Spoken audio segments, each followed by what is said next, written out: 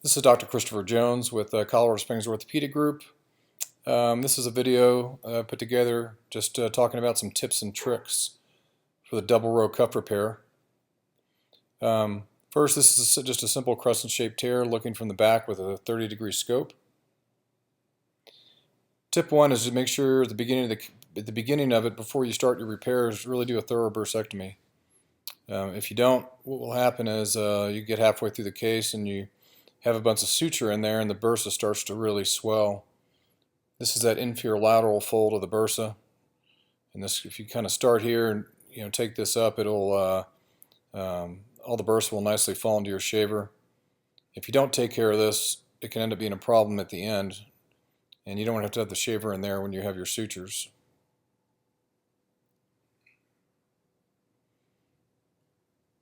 Just kind of follow this around posteriorly and get all this bursa out of the way. Again, if you don't, it starts getting imbibed with fluid and can really impede your progress later on.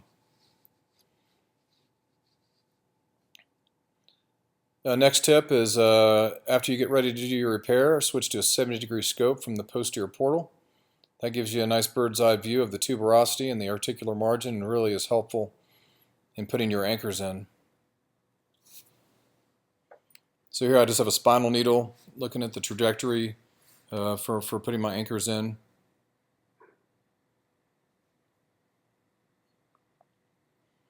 So once I find my spot, I make a small little 5mm incision. And this is the third tip, and this is microfracture, the greater tuberosity. So I have just a little 3mm awl, and I'm just making some small perforations in the tuberosity to promote bleeding. This will help,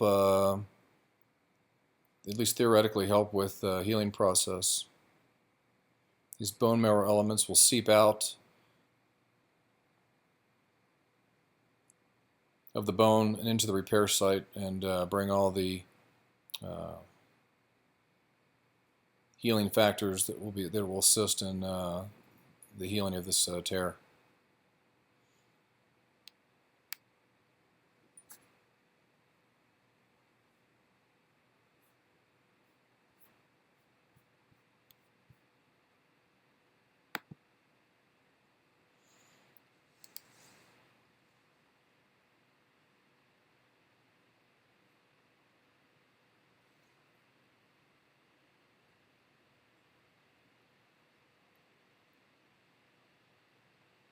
So this is the awl coming in. For the anterior medial anchor, and tip 4, place the medial row anchors at the articular margin. This is the natural attachment site for the cuff. So this is where you want your medial row to be.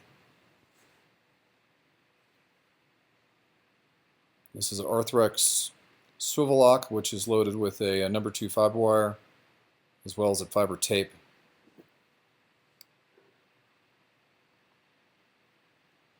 So tip 5, place your anterior anchor first. This really is helpful with suture management, and that's one of the biggest challenges when you're doing a repair like this that has a lot of suture involved.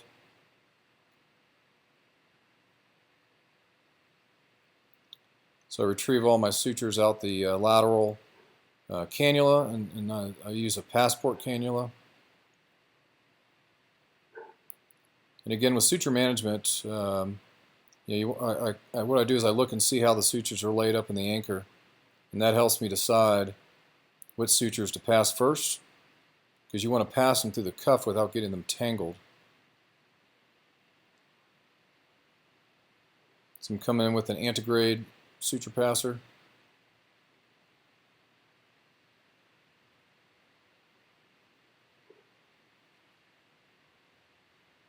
This is the Arthrex Scorpion. So that's my first number 2 fiber wire. It's going to be the mattress suture. And then once I pass my sutures, I park them all out this anterior portal. Again, you want to get as many sutures out of the way as possible, and that really helps again with suture management.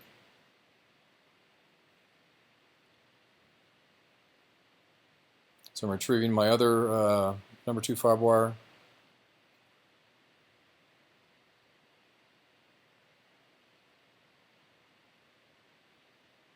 Coming in with the scorpion. And try to make these sutures to be roughly 8 to 10 millimeters apart.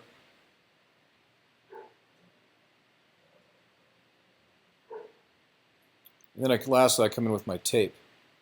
And one thing you can do to help with make sure you don't pierce your other sutures is when you come in, you want to make sure that you are free of the other sutures. You can give the other sutures a little bit of a tug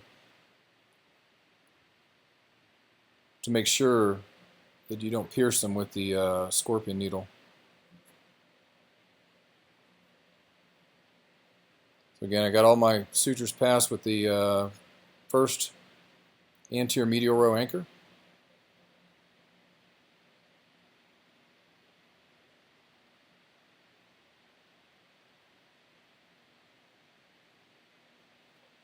Now I got my second anchor in place, passing all these sutures.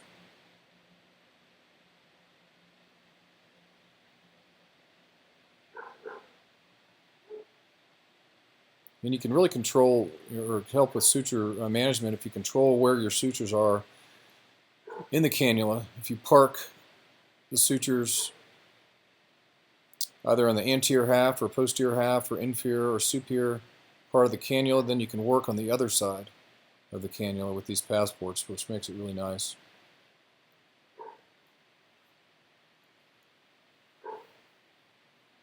Okay, so now I have all my sutures passed. What I want to do now is retrieve all the mattress sutures out the anterior portal.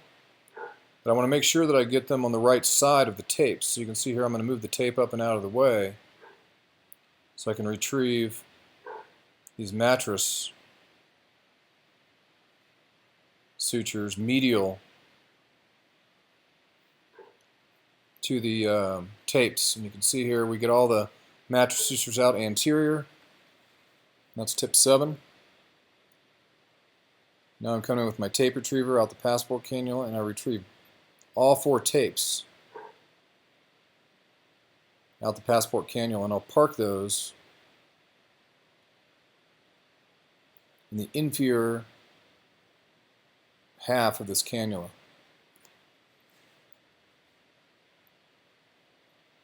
And what this does, you can see, it allows me to pull in these and actually reduce the cuff to where I want it to be. So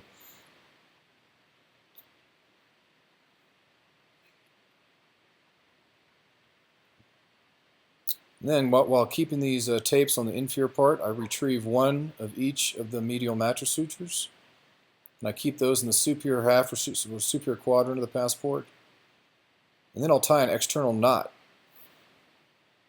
And then I use the other arms of the paired sutures to pull that knot down or slide it down.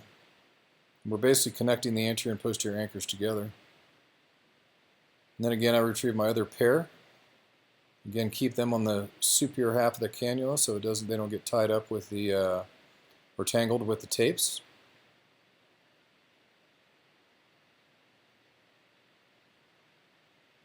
You can see here's already a little bit of burst that starts trying to get in my way.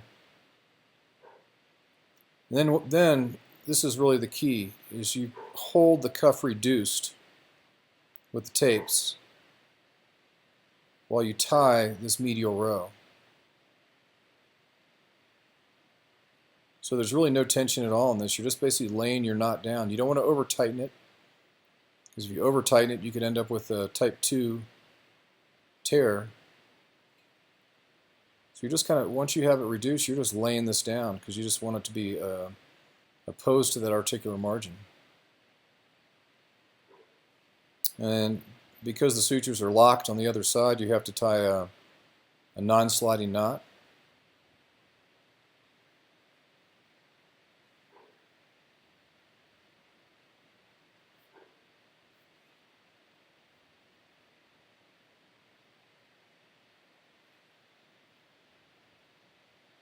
So now I'm going to come in and I'm going to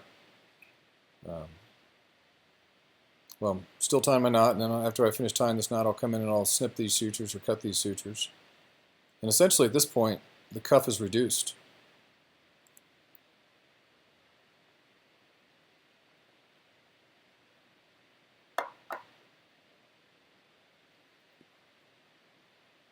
So now you can see what I'm going to do is retrieve one of each of the tapes, one from the anterior anchor, one from the posterior anchor.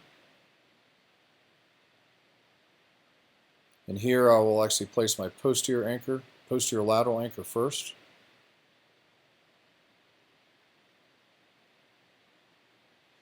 And again, you're trying to retrieve them so that they're not going to be tangled with their partners. And again, I'm using the inferior half of the Passpor cannula now, and I have my assistant holding the other two tapes with a little bit of tension superiorly. And here's tip 13, actually, is to paint the awl blue with a marking pen, because sometimes you can make your hole here, and because this part of the shoulder, this part of the proximal humerus is covered with tissue, you can make your hole, and as soon as you take the awl out, the tissue just folds over it and you can't see it. So this leaves a nice little blue mark to help you find it. In this case, it's not really an issue, but sometimes if you're dealing with swelling and bursa and other things, it can be.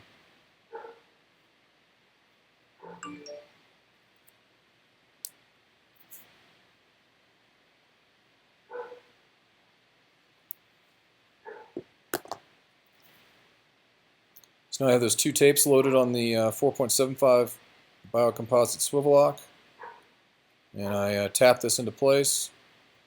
Important here is you really just want to lay these sutures down. You don't need to tension them at this point because the cuff again is already reduced. So you just want to make sure you get all the slack out of the sutures, but you don't necessarily want to pull them tight.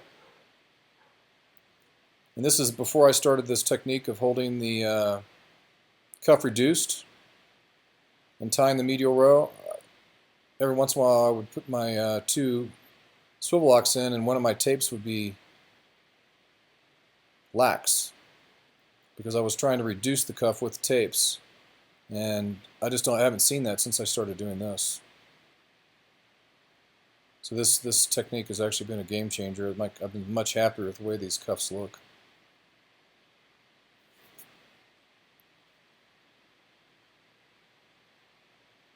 So that's the first anchor in. I come in and you snip those tapes. Give the arm a little bit of external rotation with the spider. And I make my hole for my anterior lateral row anchor. Again, the awl is painted blue. One other tip I can give you is here laterally I'm actually using a 4.5 punch as opposed to the 4.75 punch. And this lateral tuberosity bone, you get a little better purchase and it just feels a little bit better going in.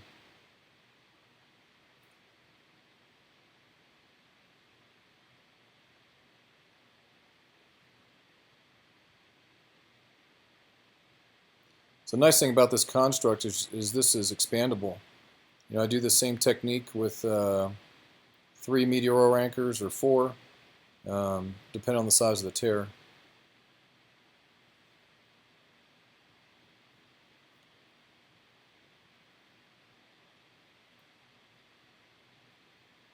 So this is the finished construct. You can see the cuff is nicely reduced. It doesn't look like it's under tension. All the sutures are tight. Nice anatomic repair. Thank you.